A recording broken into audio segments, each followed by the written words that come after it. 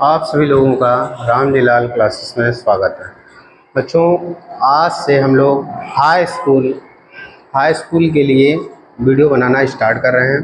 तो high school में आप लोगों को केमिस्ट्री पोर्शन के वीडियोस आपको मिलते रहेंगे। तो देखिए, जैसा कि आप लोगों को पता होगा कि हाई स्कूल सिलेबस में केमिस्ट्री के 4 चैप्टर्स हैं। साइंस में केमिस्ट्री के 4 चैप्टर्स हैं और उन 4 चैप्टरों में जो सबसे महत्वपूर्ण चैप्टर है वो है कार्बनिक यौगिक। कार्बन के यौगिक या कार्बनिक यौगिक। बच्चों, हाई स्कूल की जो साइंस है उस साइंस को 3 पार्टों में, आप लोगों को पता होगा उसके 3 पार्ट होते हैं। एक होता है फिजिक्स, एक केमिस्ट्री और एक बायोलॉजी। तो इस साल जो यूपी बोर्ड का सिलेबस है उसके अकॉर्डिंग जो आपकी केमिस्ट्री आनी है साइंस के पेपर में वो आनी है 20 नंबर की। कितने नंबर की? 20 नंबर की आनी है। टोटल आपके 20 नंबर के आने हैं। 25 नंबर का आपका फिजिक्स आएगा, 25 नंबर की आपकी बायोलॉजी आएगी और 20 नंबर की आपकी केमिस्ट्री आएगी। तो टोटल आपका जो पूर्णांक होगा पेपर का वो होगा 70 अंक। 70 अंक में आप लोगों को सभी को पता होगा कि 20 ऑब्जेक्टिव प्रश्न आने हैं और बाकी आपके 50 नंबर का रिटर्न आना है। तो 70 नंबर इस प्रकार से होते हैं और जो बचे हुए 30 नंबर हैं वो विद्यालय की तरफ से आप सभी को प्रोवाइड कराए जाते हैं। तो विद्यालय वाले नंबर नॉर्मली तौर पे यदि आपका विद्यालय के प्रति व्यवहार अच्छा है, आप रेगुलर विद्यालय जा रहे हो, टीचर्स की बात मान रहे हो, टीचर्स के द्वारा दिया हुआ होमवर्क करके ला रहे हो, तो नॉर्मली तौर पर वो आपको पूरे के पूरे नंबर दे ही दिए जाते हैं। बात आती है तब जब हमें एग्ज़ाम में बैठना होता है। तो एग्ज़ाम में हमारे सामने 70 अंक का पेपर होता है। उस 70 अंक के पेपर को हमें सॉल्व करना होता है। उस 70 अंक में भी अब यूपी बोर्ड ने क्या कर दिया है कि 20 अंक के लिए आपका ऑब्जेक्टिव कर दिया है। तो 20 अंक के तो आपके ऑब्जेक्टिव आने हैं और बाकी जो 50 अंक का है तो 50 अंक का आपका रिटन एग्ज़ाम होना। तो उसमें से 25 नंबर फिजिक्स पोर्शन मिल जाए, फिजिक्स से आपको मिल जाएगा। 25 नंबर आपको बायोलॉजी पोर्शन से मिल जाएगा। बचा आपका 20 नंबर। तो 20 नंबर जो है वो है केमिस्ट्री का। केमिस्ट्री में टोटल आपके 4 चैप्टर हैं। कितने चैप्टर हैं? 4 चैप्टर। उन 4 चैप्टरों में जो आपका चौथा चैप्टर है कार्बनिक यौगिक या कार्बन के यौगिक, वो सबसे ज़्यादा महत्वपूर्ण है। देखिए, इस चैप्टर से कम 8 नंबर का आता है। आप ये समझिए, यूपी बोर्ड एग्ज़ाम में कम से कम 8 नंबर देने वाला एक इकलौता चैप्टर है। बाकी जो अन्य 3 चैप्टर हैं उनसे 4-4 अंक का पूछा जाता। तो 4 के 3 हो गए तो 12 उससे हो गए और 8 से तो 12 8 20। इस प्रकार से ये आपका प्रोफार्मा तैयार किया गया। तो चलिए बच्चों, आज हम लोग हाई स्कूल की केमिस्ट्री का सबसे महत्वपूर्ण, सबसे ज़्यादा इम्पोर्टेंट टॉपिक और चैप्टर हम लोग कार्बनिक यौगिक पढ़ने जा रहे हैं। कार्बनिक यौगिक या कार्बन के यौगिक। तो इस चैप्टर को देखिए हम लोग किस प्रकार से इस चैप्टर को सीखते हैं और इस चैप्टर में बड़ा ही मज़ा आने वाला है। क्यों? क्योंकि इसमें हमें कार्बन और उसके यौगिकों के विषय में पढ़ना है, IUPAC सीखना है। सारी मतलब बहुत ज़्यादा इंटरेस्टिंग चैप्टर है। बस आपको वीडियो के साथ बने रहना है, वीडियो में बताई हुई एक एक चीज़ों को ध्यानपूर्वक सुनना है और अगर कोई चीज़ ना समझ में आए तो फिर से आप वीडियो को बैक कर लीजिए, फिर से आप देखिए, फिर नहीं समझ में आता फिर से आप बैक कर लीजिए। तो ऐसे करके आप देख लीजिए और फिर भी अगर कुछ नहीं समझ में आता है इतना करने के बाद में, तो आपके पास में कमेंट बॉक्स है, उस कमेंट बॉक्स में जो चीज़ आपको नहीं समझ में आई उसको आप लिख दीजिए। तो हम फिर प्रयास करेंगे कि जो आपको दिक्कत हुई है वो कमेंट पढ़ के फिर उसको सॉल्व करने के लिए हम अपना कोई दूसरा वीडियो अपलोड करेंगे। ठीक है बच्चों, चलिए स्टार्ट करते हैं हम लोग कार्बन के यौगिक। देखिए बच्चों, हाई स्कूल की विज्ञान का, हाई स्कूल की जो विज्ञान है उसमें हमें आपको पढ़ाना है रसायन विज्ञान। रसायन विज्ञान और रसायन विज्ञान में हम लोग सबसे पहले मोस्ट इम्पॉर्टेंट टॉपिक, इसका चौथा चैप्टर है कार्बन के यौगिक या कार्बन के यौगिक।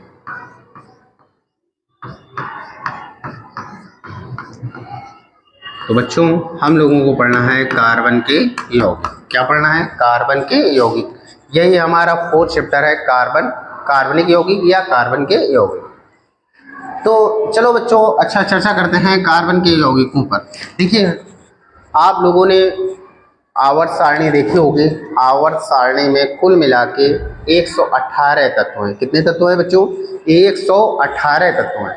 और उन 118 तत्वों में एक तत्व कार्बन भी है। तो कार्बन को छोड़कर अन्य कितने तत्व हैं? 117। 117 तत्व आपस में इंटरेक्ट करके या दूसरे से रिएक्शन करके सब मिला के 1 लाख से ज़्यादा यौगिक बनाते हैं। मतलब 117 तत्वों के अभी तक के हिसाब से देखा जाए तो 1 लाख से ऊपर यौगिक है। और जबकि जो केवल अकेला एक कार्बन है, कार्बन के 10 लाख से ऊपर यौगिक ज्ञात हैं और निरंतर खोजें चल रही हैं, निरंतर यौगिक बनाए जा रहे हैं। मतलब एक इकलौता कार्बन 10 लाख से ऊपर कंपाउंड बना रहा है, और जबकि जो 117 हैं वो सभी मिलकर 1 लाख तक बना रहे हैं। तो समझो कार्बन कितना इम्पोर्टेंट है। अच्छा प्रश्न ये है कि कार्बन में ऐसी क्या खासियत है, कार्बन में ऐसी क्या खासियत है जिसकी वजह से वो 10 लाख से ऊपर यौगिक बना रहा है और बाकी जो अन्य हैं उनके सबके मिलाकर 1 लाख यौगिक है। तो कार्बन में ऐसी क्या खासियत है? तो बच्चों कार्बन में इसकी 2 विशेषताएं हैं। नंबर 1, कार्बन में श्रृंखलन की प्रवृत्ति होती है। श्रृंखलन का मतलब समझते हो? श्रृंखलन का मतलब ये होता है कि जैसे एक कोई कार्बन है, ये अपने पड़ोसी कार्बन से अटैच हो जाएगा, वो अपने पड़ोसी कार्बन से, वो अपने पड़ोसी कार्बन से, वो अपने पड़ोसी कार्बन से, ऐसे आप जितने चाहो उतने कार्बनों को जोड़ते हुए जितना बड़ा से बड़ा यौगिक चाहो उतना बड़ा से बड़ा यौगिक बना सकते हो, जितना छोटा से छोटा चाहो उतना छोटा छोटा यौगिक बना सकते हो। तो कार्बन में जोड़ने की क्षमता, कार्बन में जुड़ने की क्षमता, कार्बन दूसरे कार्बन से जुड़ने की क्षमता बहुत स्ट्रांग होती है। तो कार्बन में इसी को हम कहते हैं श्रृंखलन की प्रवृत्ति। कार्बन को दूसरे कार्बन से जुड़ने की जो प्रबलता होती है वो सबसे ज़्यादा होती है, इसी को हम लोग कहते हैं श्रृंखलन। तो कार्बन अन्य कार्बनों से जुड़ते हुए लंबी से लंबी श्रृंखला का निर्माण करता है और इस प्रक्रिया को हम लोग कहते हैं कार्बन, और इस गुण को हम लोग श्रृंखलन कहते हैं। इस गुण को हम लोग क्या कहते हैं? श्रृंखलन कहते हैं। तो कार्बन में एक तो श्रृंखलन का गुण होता है। कार्बन में किसका गुण होता है? श्रृंखलन का गुण होता है। श्रृंखलन का गुण होने के कारण कार्बन अन्य कार्बनों से जुड़ता हुआ एक लंबी श्रृंखला का निर्माण कर सकता है, लंबी से लंबी बना सकता है, छोटे से छोटे बना सकता है। तो कार्बन में एक तो श्रृंखलन का गुण पाया जाता है। दूसरा ये है कि कार्बन की सबसे ज़्यादा संयोजकता होती है। कार्बन की संयोजकता होती है 4। तो कार्बन की 4 संयोजकता होती है और कार्बन में श्रृंखलन का गुण उपस्थित होता है, जिसके कारण कार्बन इतने सारे यौगिकों का निर्माण कर पाता है। तो चलिए फिलहाल हम लोग कार्बन का यौगिक स्टार्ट करते हैं अपना चैप्टर।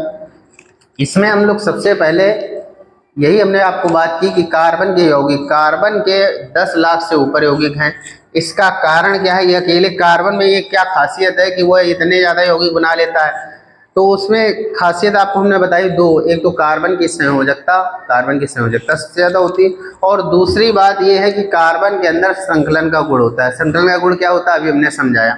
अब बच्चों हम बात करते हैं कि कार्बन में कार्बन किस प्रकार के बंध बनाता है। देखो सबसे पहला इस चैप्टर का सबसे पहला टॉपिक हमें पढ़ना है कार्बनिक यौगिकों में अबंधन की प्रकृति। मतलब जो कार्बन के यौगिक होते हैं उनमें कौन सा अबंध होता है या कौन सा बॉन्ड पाया जाता है। जो कार्बनिक यौगिक होते हैं आपके, जो मैंने बताया 10 लाख से ऊपर कार्बनिक यौगिक हैं, तो 10 लाख के ऊपर जो कार्बनिक यौगिक हैं उनमें कौन सा बंध उपस्थित होता है। हमें ये देखना है कि कार्बनिक यौगिकों में कार्बन एटम कौन से बंधों से जुड़ा होता है, कार्बन कौन से बंधों से जुड़ा होता है। तो चलिए हम लोग पहली हेडिंग स्टार्ट करते हैं। पहली हेडिंग है आपकी कार्बनिक यौगिकों में अबंधन की प्रकृति। कार्बनिक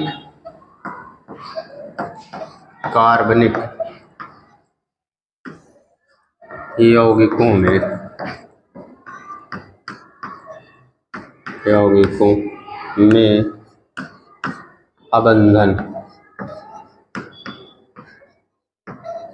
अबंधन की प्रकृति।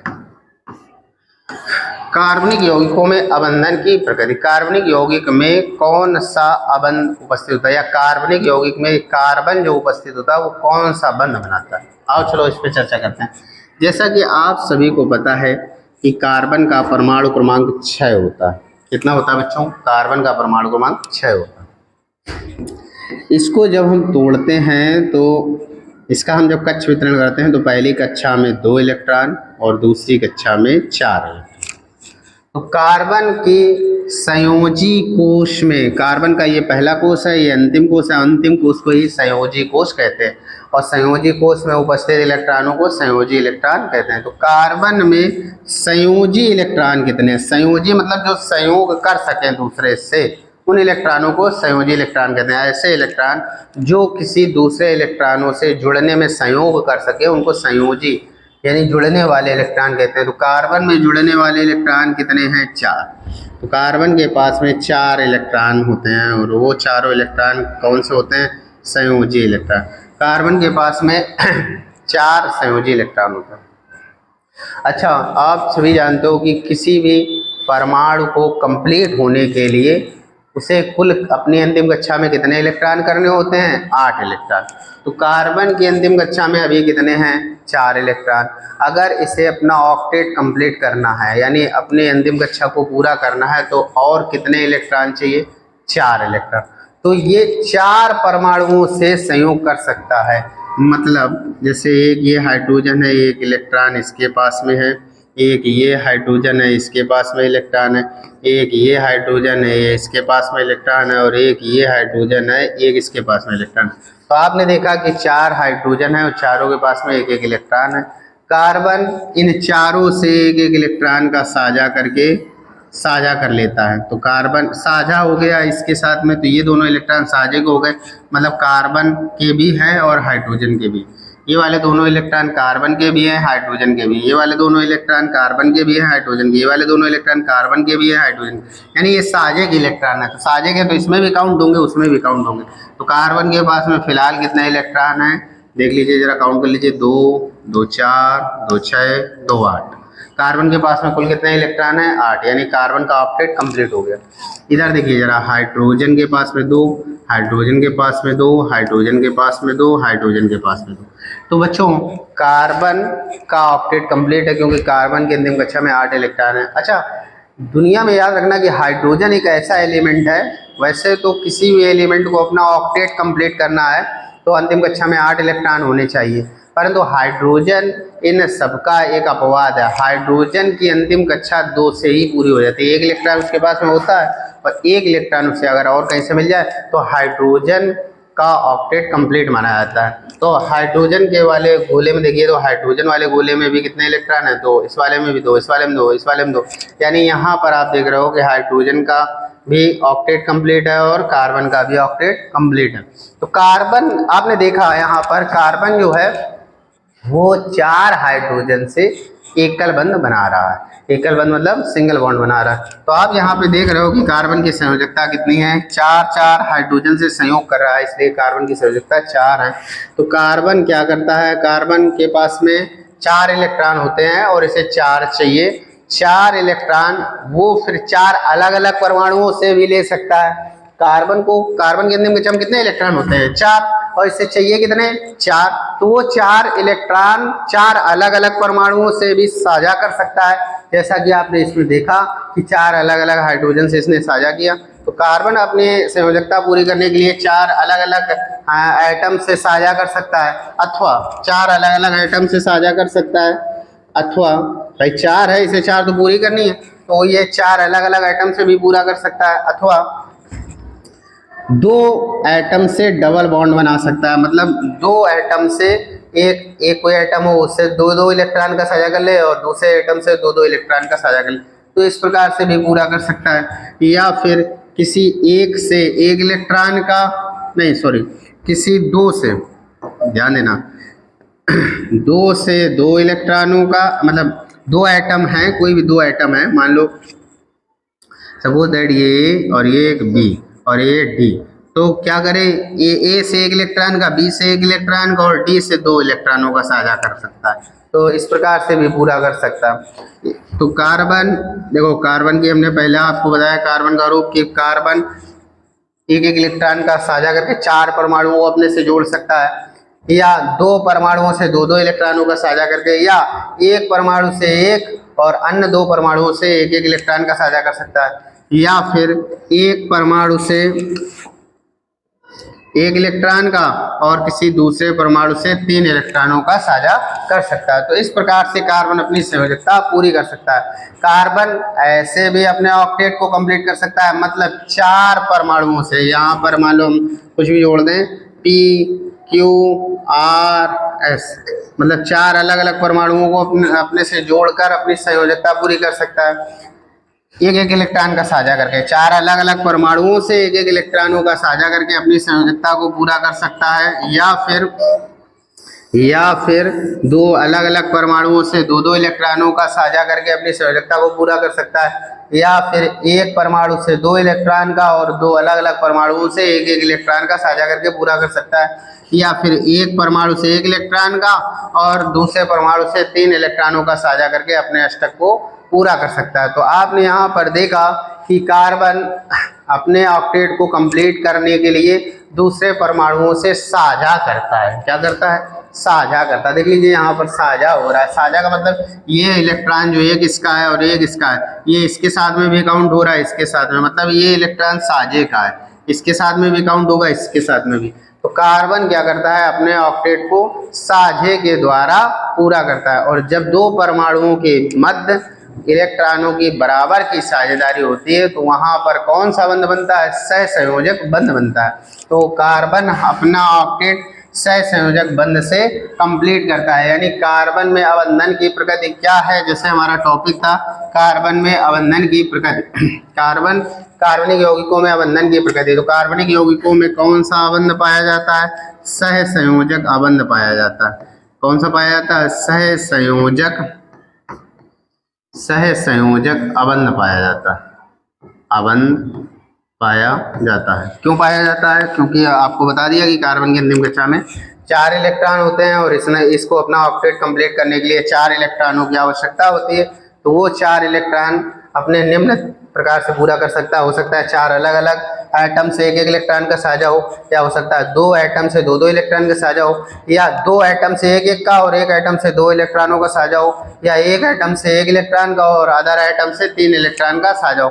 इस प्रकार से कार्बन अपनी ऑक्टेट को कंप्लीट करता है। तो कार्बन में कौन सा बंध पाया जाता है? सहसंयोजक बंध पाया जाता है। और कार्बन अपने ऑक्टेट को निम्न प्रकार से पूरा कर सकता है। तो चलिए इसमें लिखेंगे क्या बच्चों? कार्बन में अबंधन की प्रकृति। इसमें क्या लिखेंगे? लिखेंगे कार्बनिक यौगिकों में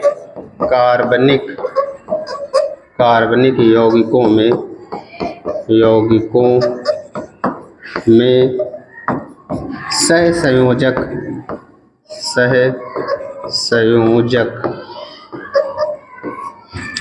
बंध पाया जाता है।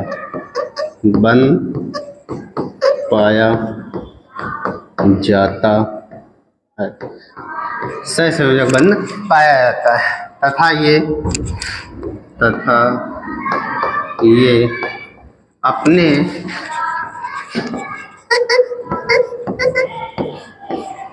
अंतिम कोश को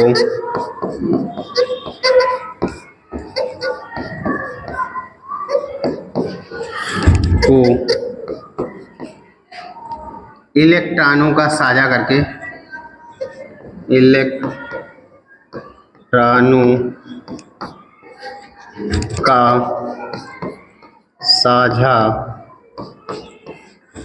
साझा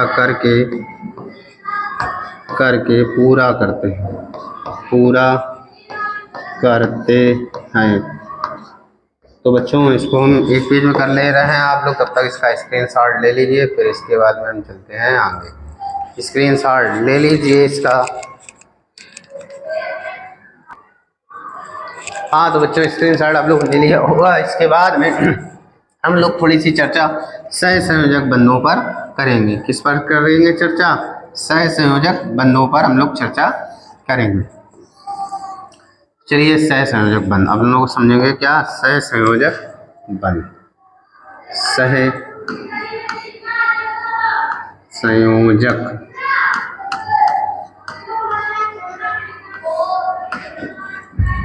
बंध, सहसंयोजक बंध। देखिए जरा सहसंयोजक बंध क्या होते हैं। जब दो परमाणुओं के मध्य, कोई भी दो परमाणु हैं उनके मध्य अगर इलेक्ट्रॉनों की बराबर की साझेदारी होती है, जब दो परमाणुओं के मध्य, देखो साझेदारी होगी ऑक्टेट कंप्लीट करने के लिए, यानी अंतिम कक्षा में 8 इलेक्ट्रॉन करने की, तो जब दो परमाणुओं के मध्य इलेक्ट्रॉनों की बराबर की साझेदारी होती है तो इस प्रकार से बने हुए बंध को हम लोग क्या कहते हैं, सहसंयोजक बंध कहते हैं। चलो लिख देते हैं इसको। जब दो परमाणुओं के मध्य, दो परमाणुओं के मध्य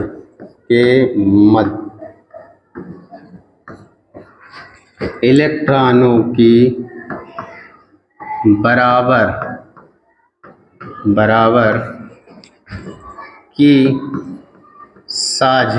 होती है तो इस प्रकार से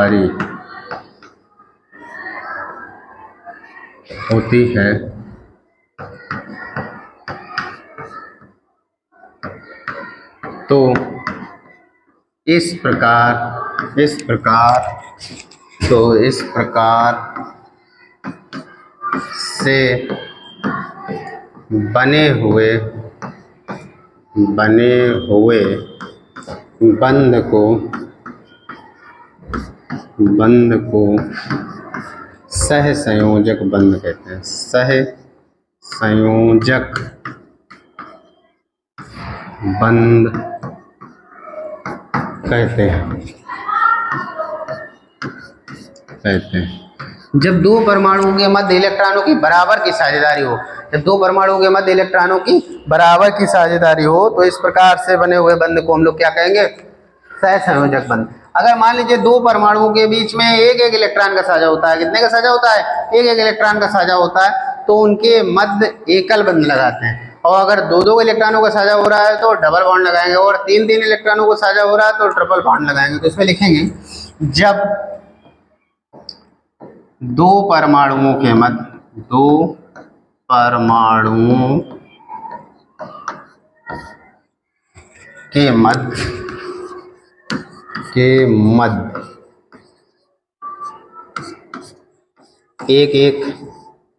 एक कामा दो कामा तीन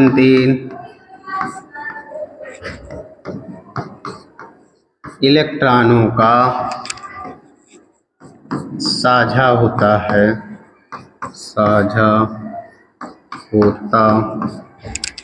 है तो उन्हें क्रमशः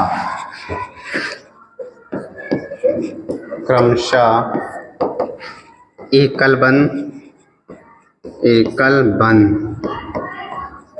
बंध का मतलब है सिंगल बॉन्ड, कामा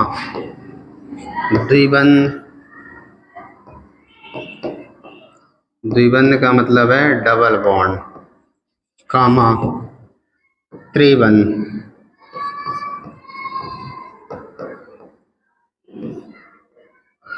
से जोड़ते हैं।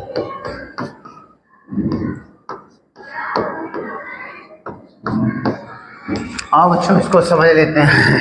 जब दो परमाणुओं के मध्य इलेक्ट्रॉनों की बराबर की साझेदारी होती है तो इस प्रकार से बने हुए बंध को सहसंयोजक बंध कहते हैं। जब दो परमाणुओं के मध्य एक एक कामा दो कामा तीन इलेक्ट्रॉन का साझा होता है तो उन्हें क्रमशः एकल बंध, द्विबंध, त्रिबंध से जोड़ते हैं। आओ चलो इसको देखते हैं। जैसे हम बात कर लें यहाँ पर हाइड्रोजन की H2 की, इसकी H2 अणु, H2 अणु की बात कर लें तो जरा ध्यान समझना, H2 का निर्माण किससे होगा, दो हाइड्रोजन के परमाणुओं से। दो हाइड्रोजन के परमाणु जब आपस में जुड़ेंगे तभी तो H2 बनेगा। तो H2 अणु को अगर हमें देखना है तो H2 अणु का निर्माण दो हाइड्रोजन के परमाणुओं से होता है। आपको पता है कि हाइड्रोजन का परमाणु क्रमांक 1 होता है, इसका भी 1 होगा, तो इनसे मिलकर ये बनेगा। और चलो बनाते हैं। देखिए ये हाइड्रोजन बनाया और एक ये हाइड्रोजन बनाया। इस हाइड्रोजन के पास में अपना खुद का एक इलेक्ट्रॉन होगा, इस हाइड्रोजन के पास में भी अपना खुद का एक इलेक्ट्रॉन होगा। ये इस वाले हाइड्रोजन का, ये इस वाले हाइड्रोजन का। अब हाइड्रोजन को मैंने बताया था कि अन्य किसी भी एटम को अगर अपनी अंतिम कक्षा पूरी करनी है तो उसे अपनी अंतिम कक्षा में 8 इलेक्ट्रॉन करने होते हैं, लेकिन हाइड्रोजन को 2 ही करने होते हैं अंतिम कक्षा पूरा करने के लिए। तो ये हाइड्रोजन क्या करेगा, इसको एक है, एक और चाहिए तो इससे साझा मांगेगा, और इसके बाद में भी एक है, एक चाहिए तो इससे साझा कर लेगा। तो इस प्रकार से आप देखोगे कि ये हाइड्रोजन कंप्लीट हो गया और ये हाइड्रोजन कंप्लीट हो गया। तो ये वाले जो इलेक्ट्रॉन है ये दोनों के साझे के इलेक्ट्रॉन है। काय के इलेक्ट्रॉन है? दोनों के साझे के इलेक्ट्रॉन। दोनों के बीच में कितने का साझा हो रहा है? एक एक इलेक्ट्रॉन का साझा हो रहा है, इसीलिए इनके मध्य एकल बंध लगाते हैं। इसी प्रकार से अगर हम बात कर लें O2 अणु की, इसकी बात कर लें O2 अणु का बनना, O2 अणु। आओ चलो O2 अणु का बनना समझ लेते हैं। देखो ऑक्सीजन अणु कैसे बनेगा, 2 ऑक्सीजन परमाणु से, जैसे एक ऑक्सीजन परमाणु ये, एक ऑक्सीजन परमाणु ये, दोनों मिलकर क्या बनाएंगे? O2 अणु बनाएंगे। क्या बनाएंगे? O2 अणु।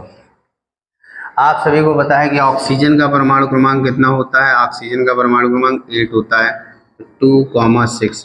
इसकी अंतिम कक्षा में कई इलेक्ट्रॉन होते हैं? 6 इलेक्ट्रॉन।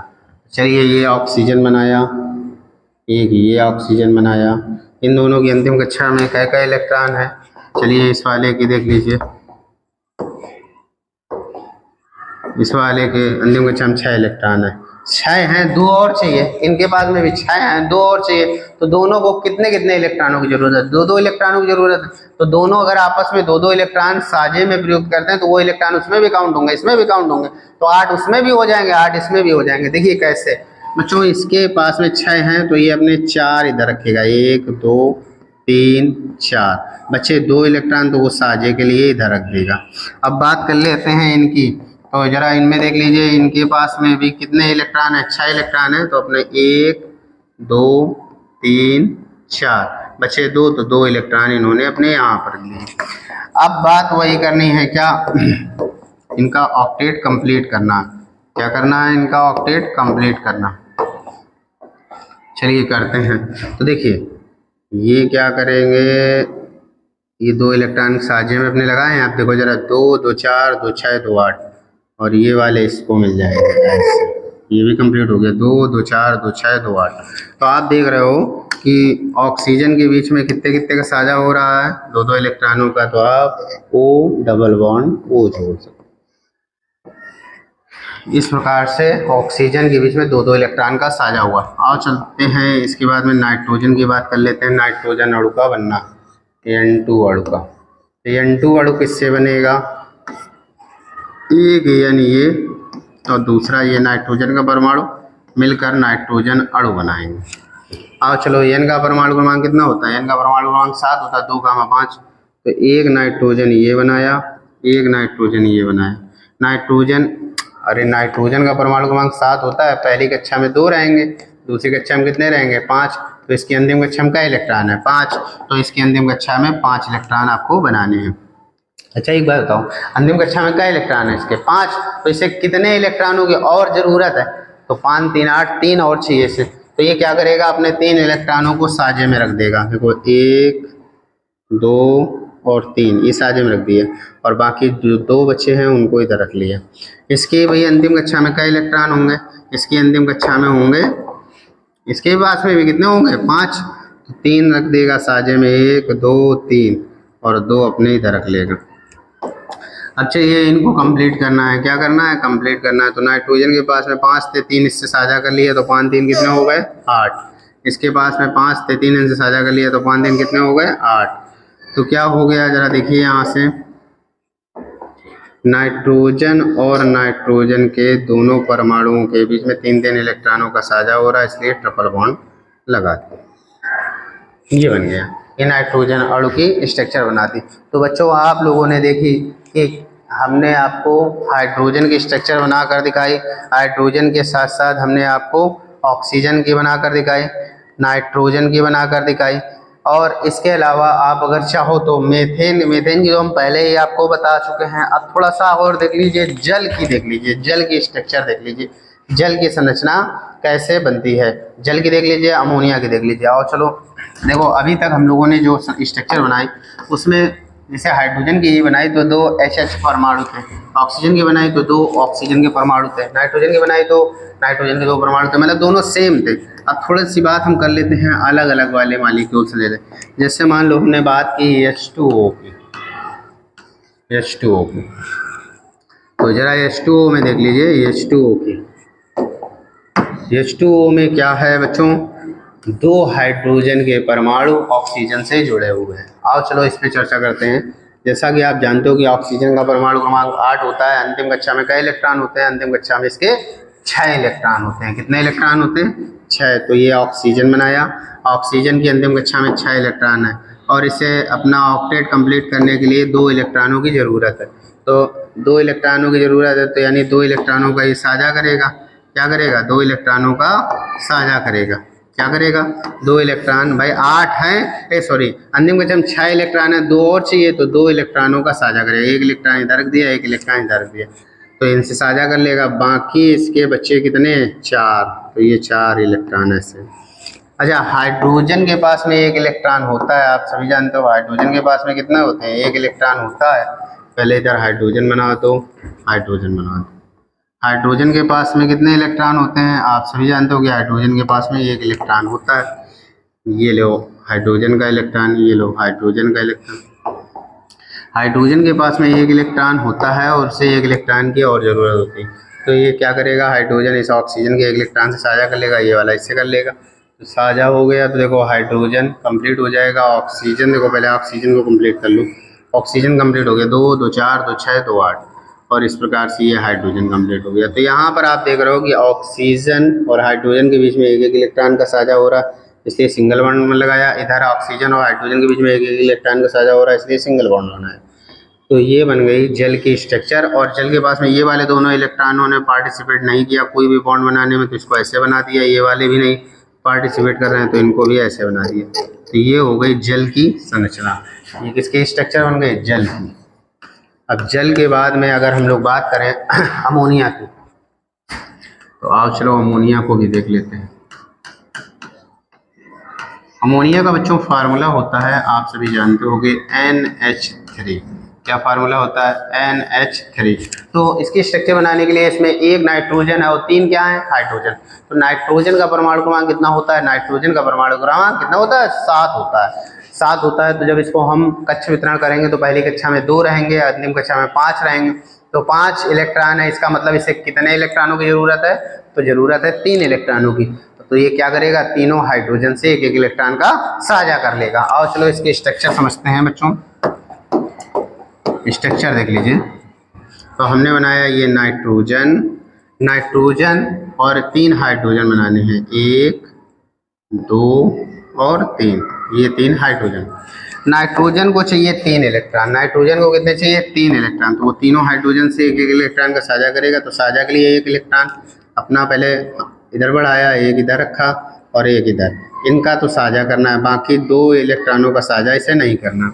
अच्छा, हाइड्रोजन में आपको पता है कि हाइड्रोजन के पास में अपना 1 इलेक्ट्रॉन होता है। हाइड्रोजन के पास में कितना होता है, अपना 1 इलेक्ट्रॉन होता है। तो हाइड्रोजन अपना 1 इलेक्ट्रॉन यहाँ पर रखेगा, ये वाला हाइड्रोजन यहाँ पर रखेगा, ये वाला हाइड्रोजन यहाँ पर रखेगा। चलिए तो कंप्लीट करते हैं हम सबसे पहले किसको, हम कंप्लीट करते हैं सबसे पहले नाइट्रोजन को। देखो नाइट्रोजन कंप्लीट हुआ, जरा देखो कितने इलेक्ट्रॉन हो गए नाइट्रोजन वाले सर्किल में, 2 2 4 2 6 2 8, यानी नाइट्रोजन कंप्लीट है।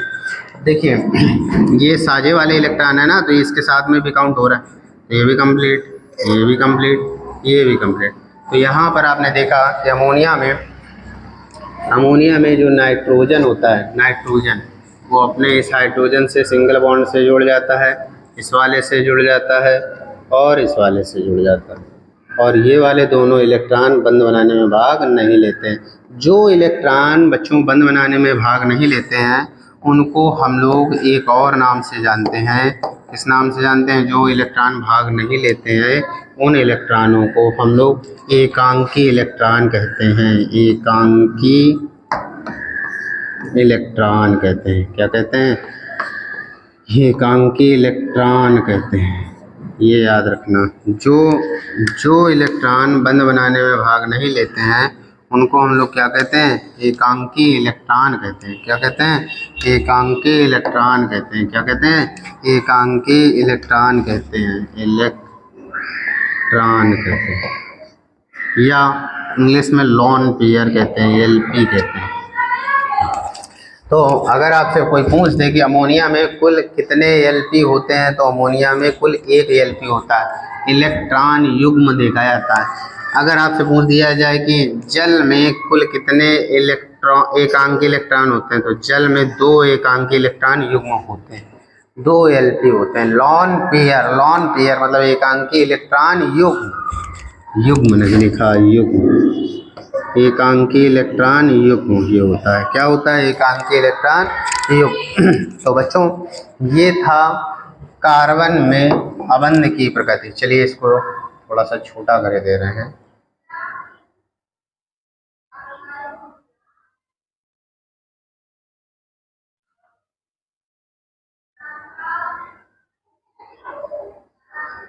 हाँ, तो हम लोगों ने अभी तक चर्चा की सहसंयोजक अबंध पर। सहसंयोजक बंध क्या होते हैं? सहसंयोजक बंधों में हमने आपको बताया कि सहसंयोजक बंध क्या होते हैं, उनकी परिभाषा भी बताई, और आपको हमने कुछ अणुओं में सहसंयोजक बंधों का निर्माण करके दिखाया। जैसा कि आप लोग देख रहे होंगे H2 में, O2 में, N2 में, जल, ये तो समान प्रकार के परमाणुओं के बीच में हो गए। इसके अतिरिक्त जल में तो अलग अलग है, हाइड्रोजन, ऑक्सीजन है, और उसके बाद में अमोनिया का भी हमने आपको स्ट्रक्चर बनाकर दिखाया। तो ये आपका था आप लोगों का सहसंयोजक अबंध।